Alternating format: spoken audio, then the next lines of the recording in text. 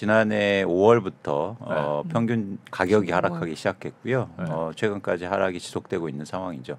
하락의 폭은 일시적으로 조금 이제는 줄어들고 있긴 하지만 네. 하락은 지속되고 있다 이렇게 보시면 좋으실 것 같습니다. 주간 단위 데이터로 봤을 때 그렇습니다. 네. 그럼 이 매매가와 전세가를 좀 나눠서 설명해 주실 수 있을까요?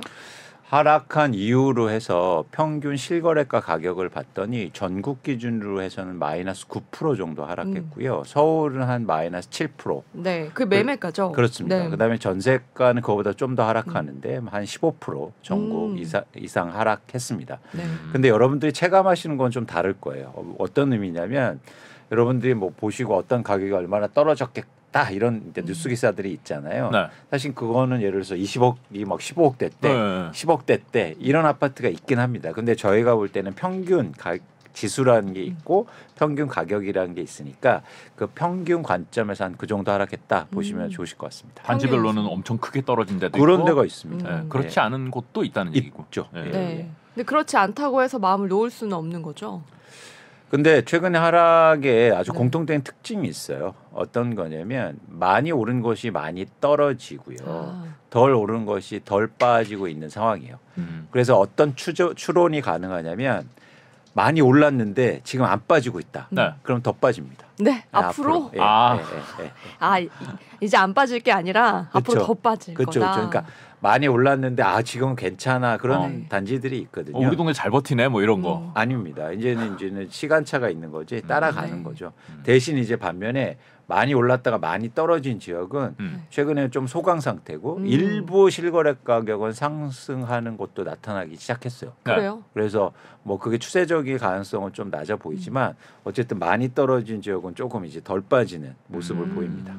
바닥이 왔다 이거는 아직 아니라는 뜻처럼 들리네요. 바닥을 보기 위해서는 이따도 말씀드리겠지만 중요한 건 거래량이에요. 거래량. 가격이 얼마 빠졌다가 중요한 게 아니라 네. 그래서 거래량이 회복하는 게 가격의 그런 시그널로 보시면 됩니다. 네. 매매가 하락이 약간 주춤하다는 말씀드렸지만은 이 매매가하고 전세가하고 보면은 전세가가 더 많이 내렸단 말이죠. 그렇습니다. 네, 왜 이 속도가 다를까요? 그러니까 아주 독특한 특성이 있는데요. 네. 매매 가격은 결국엔 수요 공급이 만들어서 형성이 되잖아요. 네. 근데 매매 가격은요. 수요 가격이 떨어지면요. 공급이 줄 수 있어요. 주택 공급이라는 건 집을 갖고 있는 사람들이 파는 거잖아요. 그렇죠. 그러면 가격이 떨어지면 이제 안 팔래 내가 이 가격에. 그러면서 공급이 줄어들 수 있단 말이에요. 다시 오르겠지. 그렇습니다. 네. 근데 전월세 가격은 어떻습니까? 전세 가격 떨어진다고 해서 나 집 계속 비워놓을 거야. 안 돼요. 그런 어렵죠. 사람들이 별로 없죠. 이게 기본적으로 어떤 용어로 말씀드릴 수 있냐면 공급이 가격 비탄력적이란 말이에요. 가격이 떨어진다고 해서 공급을 줄일 수 없어요. 네. 그러네요. 그렇죠. 그렇기 때문에 이 전세 가격은 공급이 많아지면요. 무조건 내리고 굉장히 경창조할 수 있단 말이에요. 그래서 지금 하락폭이 큰 거는 지금 공급이 많기 때문에. 공급이 많은 게 아니라 작년하고 비슷했겠지만 하락을 탔다는 거군요. 그렇죠. 네. 그리고 누적적으로 말해요. 잠깐 그래프 하나 봐주시면 이게 수도권의 입주 물량이에요. 아파트 재화는 쓰고 버리는 게 아니잖아요. 네. 그래서 공급을 보실 때 누적 공급이 중요합니다. 총량이요. 네. 근데 잘 보시면 수도권에 2017년부터 거의 18만 호 이상의 새 아파트가 들어오기 시작해요. 네. 6, 7년 동안 이렇게 많은 아파트가 쏟아진 건 사실 되게 이례적입니다. 새 아파트가 많아지면 전월세 공급이 많아지죠. 그렇겠죠. 그러니까 지금 전월세 가격이 떨어지는 거예요. 그리고 이렇게 많아지는데 가격이 떨어지면 내가 집을 비워놓으면 좋은데 네. 그렇게 불가능하다. 그렇죠. 그렇기 때문에 하락폭이 더 큰 겁니다. 집값보다. 그러면 앞으로 지어질 그 아파트도 사실 적지 않다고 제가 알고 있거든요. 네. 그렇다면 전세가 더 떨어질 수도 있는 건가요? 그렇죠. 내년까지는 입주 물량이 지속되고 또 분양도 지속될 거니까 사실은 전세 가격 하락폭이 되게 커질 수 있다는 겁니다. 뭐 역전세 난다 뭐 이런 얘기들 주변에서 많이 듣거든요. 네. 근데 이게 더 떨어지면은 그렇죠. 최근에 전세 가격이 급등했잖아요. 거기에는 이제 뭐 전세 대출이라든가 아니면 금리 인하에 대한 효과가 좀 있었어요. 네, 네. 그렇기 때문에 높아진 전세 가격에 부담이 있는 거죠. 근데 그렇다고 그래서 전세 가격이 올랐다고 그래서 입주 물량이 적으면 떨어지지 않거든요. 근데 이제 누적 입주 물량이 너무 많다 보니까 새 집에 그렇게 들어갈 사람들이 많지 않다는 거예요. 요즘 되게 재미있는 게 어떤 현상도 일어나냐면 가구 수도 줄고 있어요. 가구 수는 계속 는다 그랬잖아요. 그렇죠. 1인 가구가 많아져서. 1인 가구가 줄어요. 가구 수가 새로 신규로 등록되는 가구 수가 줄고 있어요. 변화가 생겼네요. 그 이유는 뭐냐면 이제 가구 수에 대한 얘기도 저희가 다시 한번 개념 정의가 필요한 거예요. 왜 가구가 많아졌을까요? 집값이 오를 때. 1인 가구가 증가해서? 그런 경우도 많죠. 그럼 1인 가구가 왜 집값이 오를 때 갑자기 증가합니까? 이렇게 저희가 가족인데요. 네. 부모님인데 제가 아들이라고 생각하세요. 네. 근데 집값이 오를 때 제가 어떻게 합니까? 청약통장 들면서 가구 분할을 해요. 세대 분리를.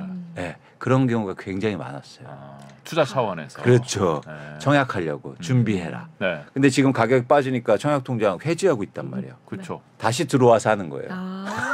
그게 1인 가구와는 크게 상관이 없고. 그러니까 이게 실질적인 게 아니군요. 인과관계와 상관관계를 정확히 알아야 되는데 집값이 오를 때 대부분 뭐라고 했습니까?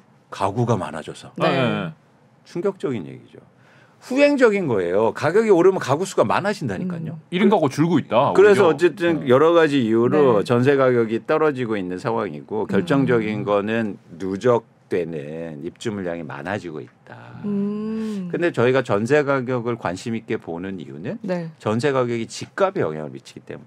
올라갈 때도 전세 간격이 올라가면서 매매를 밀어 올린다 뭐 이런 얘기를 했던 것 그렇죠. 같아요. 네. 그래서 직접적으로는 뭐냐면 한국은 독특하게 네. 전세 가격이 오르면 갭 투자라는 게 증가하니까. 그렇죠. 그러니까 사람들이 전세를 끼고 집을 산단 말이죠. 제가 이런 말하면 사실은 갭 투자 분들은 투자 목적입니다라고 얘기하면 어떤 분들은 갭 투자가 무슨 투자 목적이야 언젠간 살게 되겠지. 그 자기지. 근데 저는 거기엔 동의 못 하겠어요. 네. 갭 투자하는 거는 투자 아니에요? 투자죠. 네. 근데 요 그래프 한번 봐보세요. 네. 최근에 집값이 오를 때 서울시에서 가장 많이 집값 상승률이 높았던 곳이 노원구입니다. 네. 근데 노원구 한번 보세요. 2020년 상반기 월별로 네. 갭 투자 현황을 보면 가장 많았던 월이 2020년 6월로 무려 300건이 넘어요. 네. 300명이 몰려들어서 전세 끼고 집을 사는데 집값이 안 오릅니까? 오르죠. 과거에 보세요. 이게 100건, 200건 막 이렇게 되잖아요. 네. 근데 지금 몇 건입니까?